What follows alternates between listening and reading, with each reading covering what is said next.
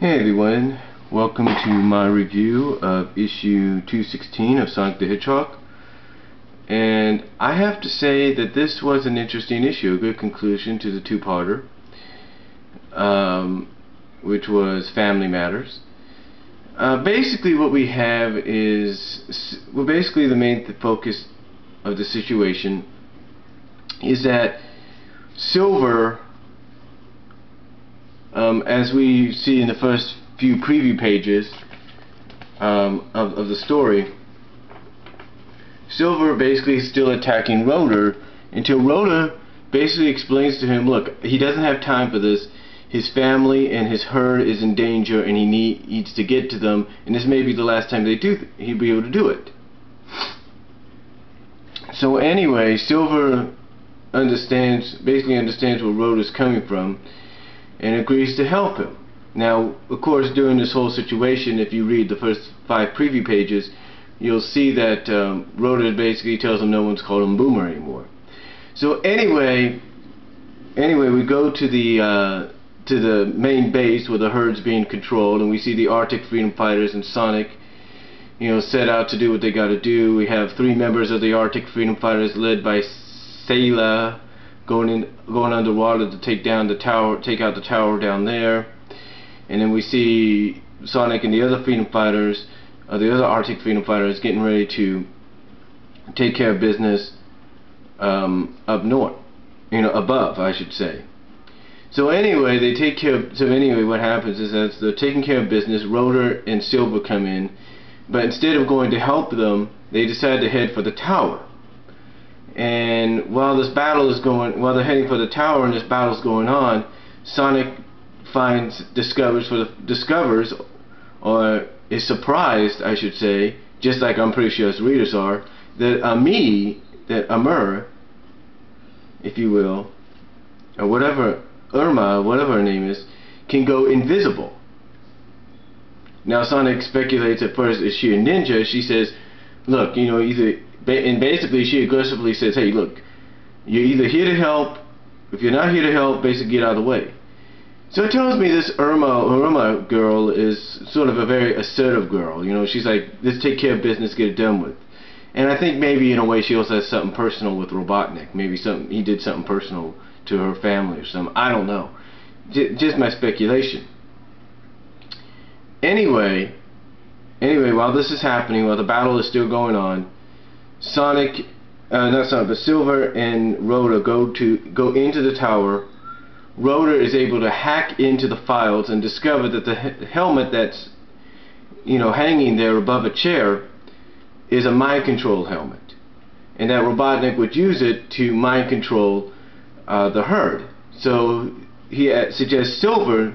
So basically, Rotor suggests that Silver uses it with his psychic powers.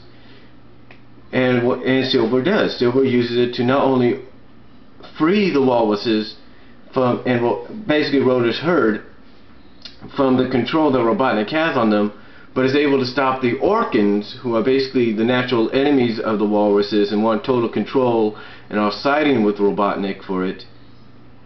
Basically causes them to flip out and run away. Just as they're about to, I guess you could say, finish off the Arctic Freedom Fighters that are down below trying to take the tower out, which they successfully do.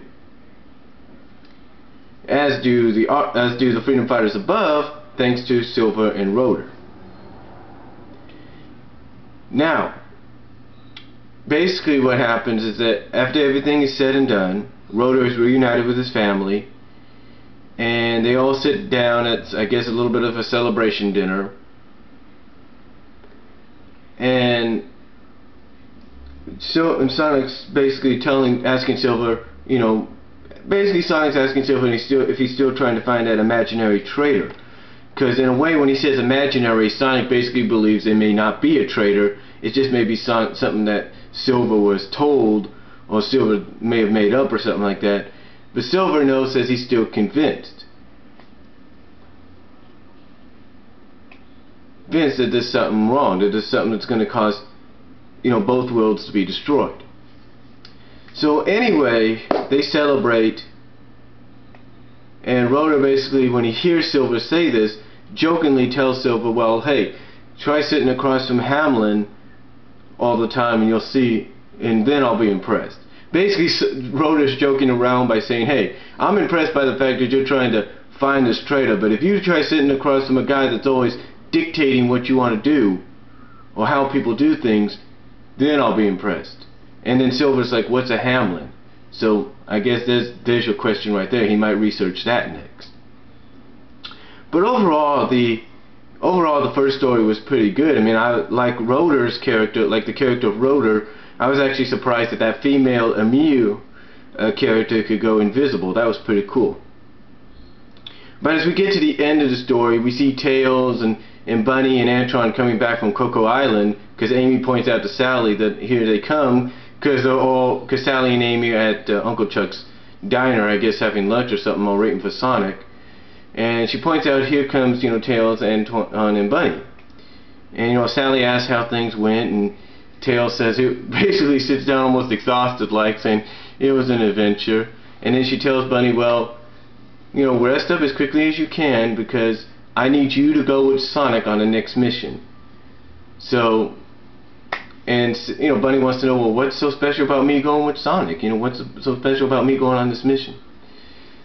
So, and then that kind of leads us into the preview where you see this picture of Bunny, and I think I can show it to you real quickly.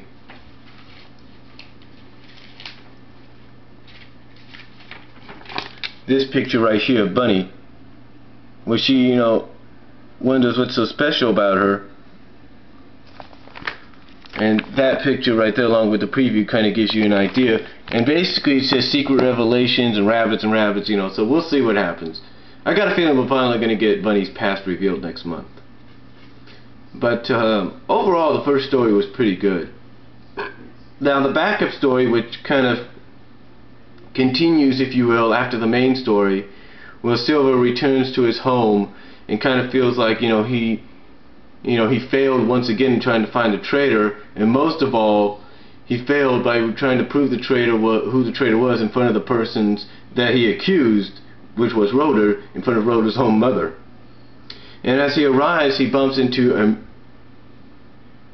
Immured, or whatever his name is, one of Knuckles' grandfathers or descendants or ancestors or something like that, or relatives, one of Knuckles' relatives. And basically he explains the situation. He explains that every time he goes to the past, something changes in the future, and that sometimes, people like Knuckles' ancestor may not remember, because it's always because of the time travel deal. And then we hear Mammoth Mogul calling him telepathically, because, Silver's thinking, I'm hoping, because, Knuckles' ancestor basically asked Silver, do you think your master noticed? And Silver's like, I hope not. And then his master telepathically contacts him. And in case you don't know who his master is right now, and if you haven't been going on certain websites, his master is Mammoth Mogul, an aged Mammoth Mogul. But anyway, Silver goes back to his master, if you will, telepathically talking to him, even though Knuckles' ancestor thinks, Silver's making a big mistake by listening to this, he calls it, this sad sack of lies.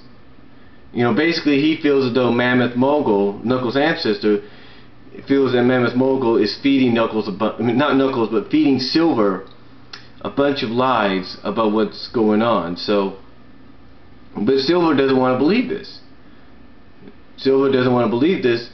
Well, I guess he doesn't want to believe it yet, because he still has a lot to learn about his powers and everything.